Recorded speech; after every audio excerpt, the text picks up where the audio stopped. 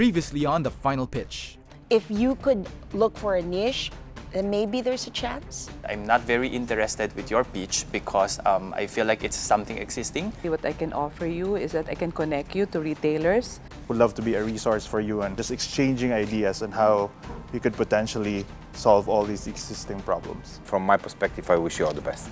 Yeah, thank you, judges. It has been nice knowing you all.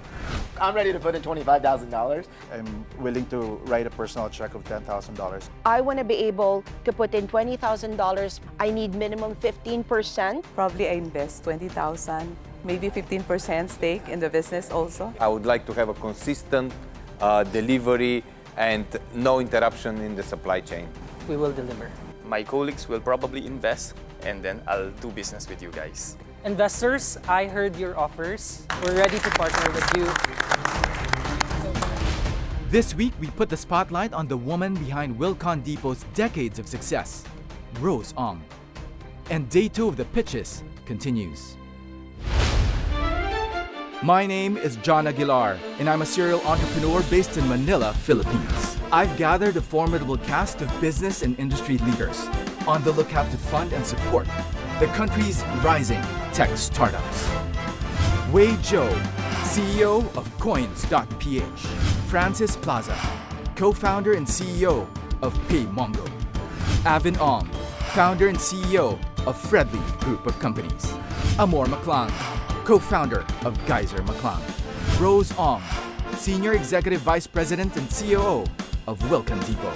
And John Yunuscha, president and CEO of UBX.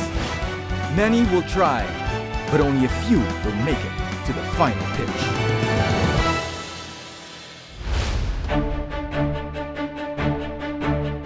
Rosemarie Bosch Ong is often referred to as the Iron Lady in the construction industry. She is the woman empowering Wilcon Depot, the leading home improvement and construction supplier in the country. We have been in the retail construction industry for 45 years now. It's Wilcon's mission and vision to help every Filipino build, improve, and renovate their homes in a comfortable and sustainable way. And I guess because we continuously fulfill our commitment to the Filipino homeowners, we're not just a company that provides products and services, but basically we provide solutions that will help every Filipino fulfill all their dreams as we provide them all the materials that they need in their home improvement and building. And it is the heart of Wilcon that we provide exceptional customer experience. We are able to do this with the help of our workforce who are very dedicated and very passionate about what they do. Being in the industry for more than 4 decades, I realized that I am more of a transformational leader. I continually evolve. No? When Wilcon was just small, definitely I have a different management style or leadership style. And I try to be everywhere because you want to achieve so many things. No? But as the company grew and it's more structured now, you dedicate and you delegate many functions to many people. So my role this time is really more strategic and really more of inspiring and leading them to be the best that they can be. As a mentor, I want to inspire more of them and produce more of leaders even better than me and to be several steps ahead. No? Because in mentorship, it's very important that you pass on the knowledge and at the same time, you develop them into better versions of you. Ms. Rose has been an advocate of learning in our organization over the years. In the early years of Wilcon, she was the one who conducted several trainings for the key personnel and potential new employees. I'm proud to say that I'm one of the many leaders of Wilcon at present who were a product of Ms. Rose's efforts and self-sacrifices. She has been a mentor for many of us. She provided us with insights and guidance and prepared us for our journey in the company. She is definitely a driving force in the success and boom of the company. Her unrivaled leadership and expertise in the retail industry have been instrumental to where we are and what we have achieved now. Wilcon Depot is celebrating this 2022, its 45th year in the industry. We are thrilled to share this milestone with all our industry partners, dedicated employees, and of course, our valued customers. We are grateful for all who have been a part of the company's continued success, and we look forward to achieving greater heights together. Wilcon is incessantly rolling out the company's growth plan. We are on the move now to fulfill our hashtag Flying High to 100 store expansion campaign, wherein we aim to have a total of 100 strong store network nationwide by 2025. Wilcon Depot now has 78 stores nationwide with 18 branches in Metro Manila and 60 stores in key cities and municipalities of Luzon, Visayas, and Mindanao. We aim to establish all our stores in every locality across the country so that we will be accessible to every Filipino and help them in their desire, which are rooted in our commitment to serve Filipino homeowners and builders with high-quality products and excellent customer service. Aside from that, we are continuously expanding our digital presence and exploring the technology potentials in providing a seamless shopping journey that complements the products and customer experience provided in our physical stores and in our online stores. As a returning judge from the previous season, Rose aims to mentor more entrepreneurs and is on the lookout for tech startup partners to accelerate Wilcon Depot's journey towards digitalization. It's not a secret that the retail landscape now is more competitive than ever. And as the leader in the home improvement retail construction industry, our aim is really to inspire more entrepreneurs, to bring out the best in them, and of course, to be able to help them in their growth trajectory. And as a company also who's looking forward to our digitization, we are hoping that we can engage with technologically savvy companies or enterprises that can help us also upgrade and accelerate all our digital implementation. We also want to be generous this time to more entrepreneurs that needs our guidance, that needs our mentoring, and also if we have the opportunity to partner with them, we are open to giving all these opportunities to these startup companies. When it was offered to me that I'll be part again of the next season, I was thrilled, especially after the rewarding and fun experience I had during the last season, and it was at the height of the pandemic. This time, it has given me the urge to continue to learn and be inspired by the many promising startup companies. And I want to help budding industries get off the ground coming from the pandemic. Since it is Tech Edition, I want to meet entrepreneurs that have high potential and could probably be potential partners for the next level of Wilcon's digitization campaign. And of course, I want to help these companies to be the next high-growth companies that are marketable and at the same time thrive in the business competition. Our goal really here is to help these entrepreneurs to get to the next level and to graduate from not just being a small, medium enterprise, but to become the next big company in our country. And I salute John for his goal of helping the country propel to higher heights.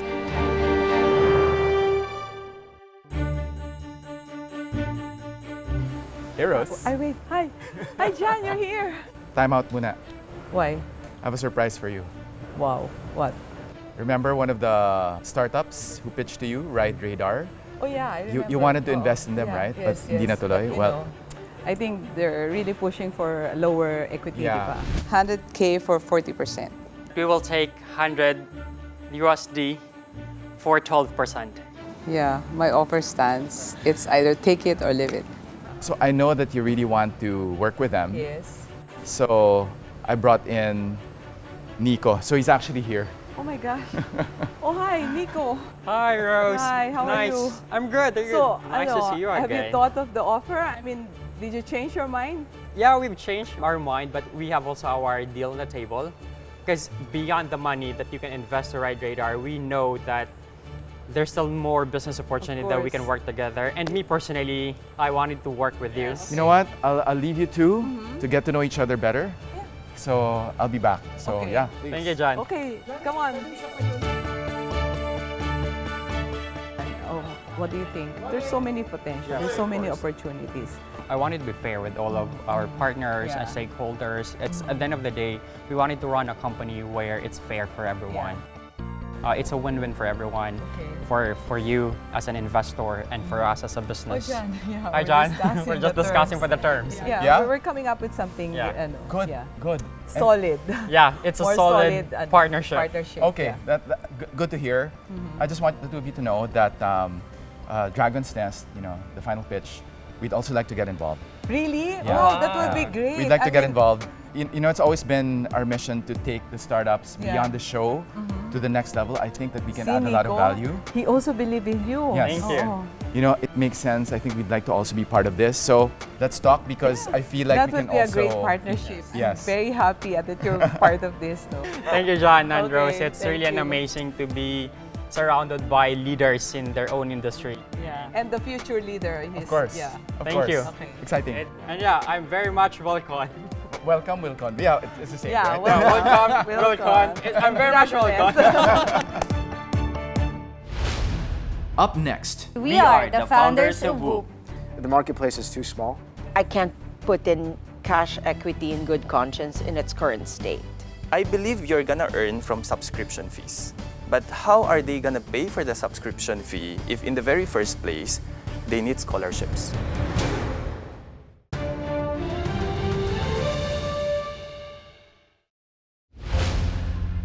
next to pitch is a husband-wife tandem from Pagadian City in Mindanao, pitching a scholarship matchmaking platform very close to their hearts. Hi, Kevin and Honesty. Hi, John. So you are our first husband and wife team here on the show this season, and you came all the way from Zamboanga del Sur. That's right. Yes. Very interesting backstory. Kevin, you were a former scholar. That's right. Honesty, you wanted to be a scholar, but you were not able to do that Yes, back John. in the day. I really didn't even know that meron po talaga mga scholarship programs na from different organizations. So, hindi po ako nakapag-apply ng scholarship program. Okay. Had you known, nag-apply ka sana? Opo. Okay. But that's what you're here today to pitch to our judges. So, you're up next. Kevin and Honesty, good luck. Thank you, Thank you so John. much, John. Hello, maayong buntag. Good morning, investors. My name is Honesty Tagubon. Honesty as in the best policy. And this is my cute husband right here. Kevin Tagubon. And we are the founders of Whoop. So investors, we are here today seeking for 3.5 million pesos in exchange of 10% equity in our company.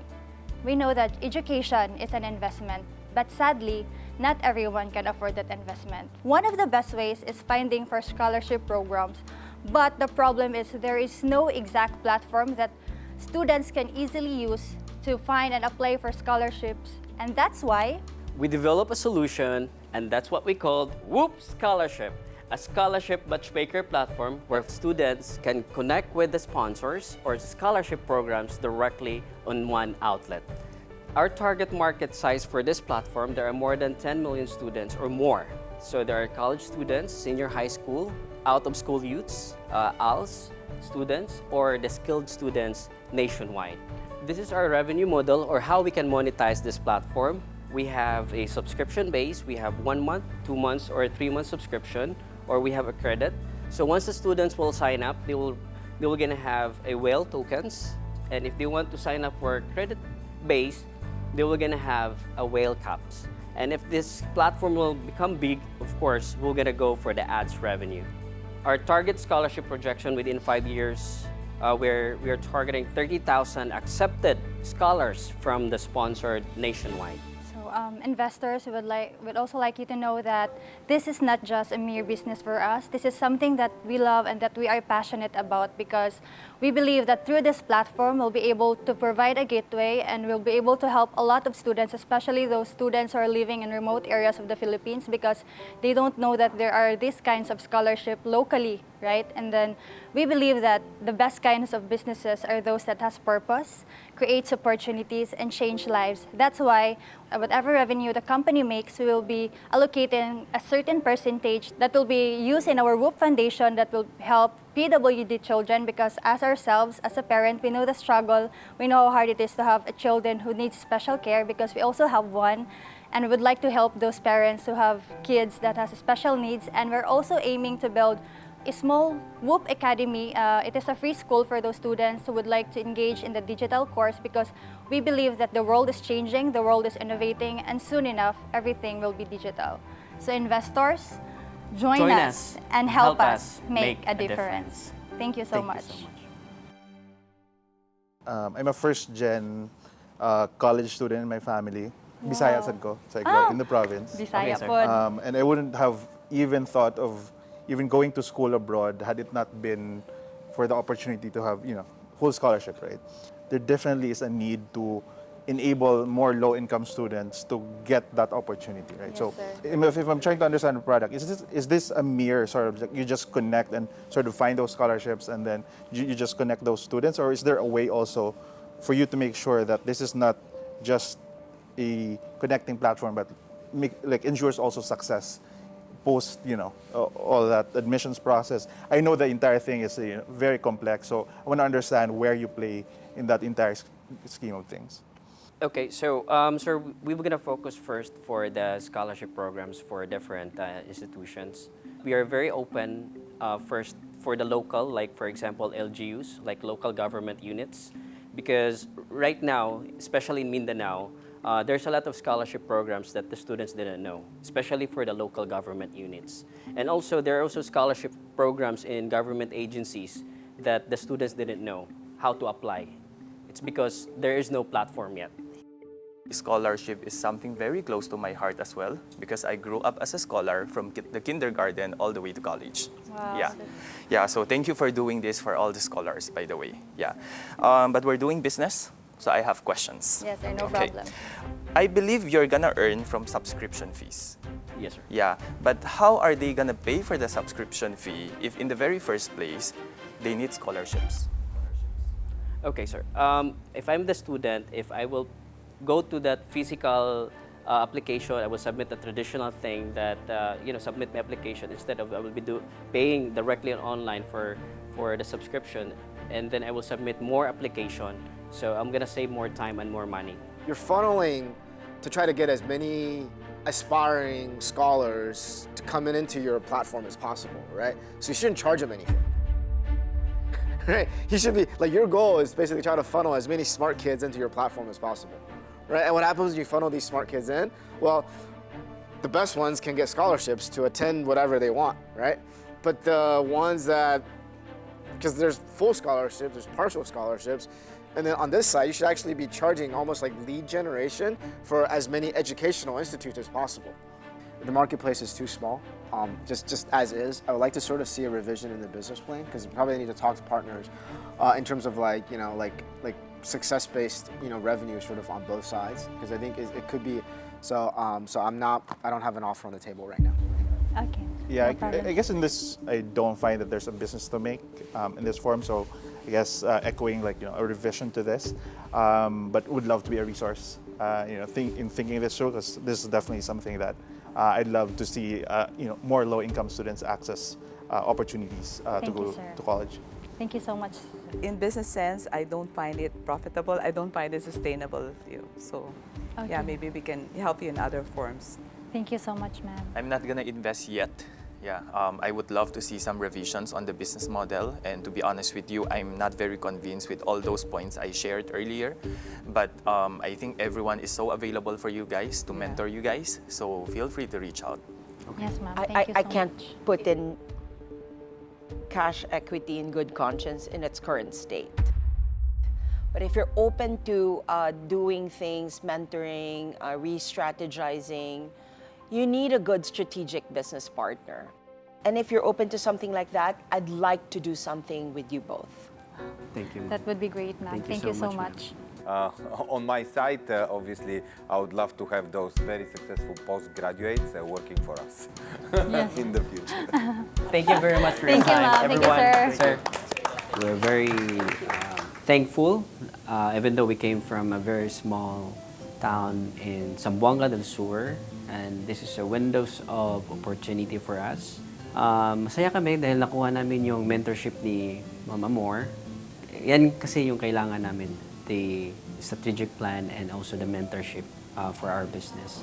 Yeah, So, I think we mean well. We have a good. I think we want to do something fun. Yeah. But currently now, with what they propose, it's not really It's profitable. not in its current not- state. Not in its current state. Up next, we launch Moksha with a particular vision of connecting people even after their death. This is actually a very creative solution, I must say.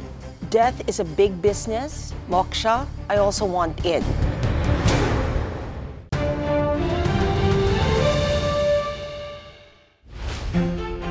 next to pitch is a museum curator, offering an alternative service that breathes new life into necrological services.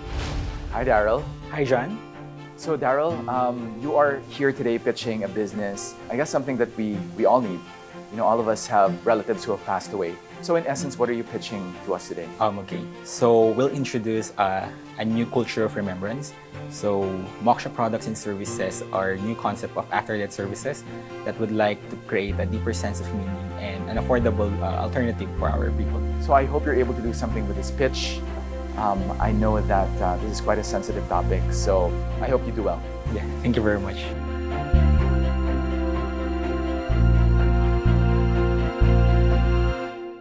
Hi investors, I am Daryl and I am the founder of Moksha Philippines. We are looking for partnerships and technical assistance, support in marketing and campaign awareness, and most importantly, your mentorship and guidance in exchange for a convertible equity in the future. The COVID-19 pandemic has taken millions of lives globally, but more than the numbers, each of these casualties entails individual stories and untold sufferings.